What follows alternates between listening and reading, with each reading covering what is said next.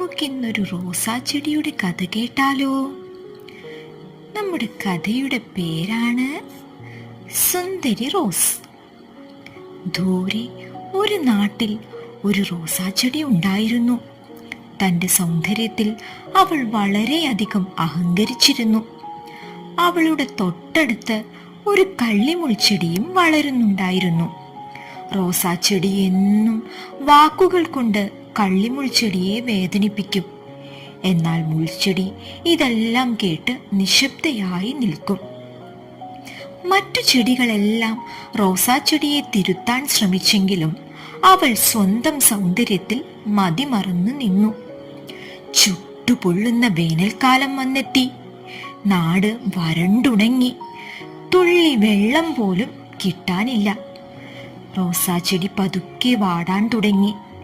അവളുടെ അതിമനോഹരമായ ഇതളുകൾ ഉണങ്ങി, നിറം നഷ്ടപ്പെട്ടു. വാടിയ മുഖത്തോടെ അവൾ മുൾച്ചെടിയെ നോക്കി. അതാ ഒരു കുരുവി മുൾച്ചെടിയിൽ നിന്നും വെള്ളം കുടിക്കുന്നു.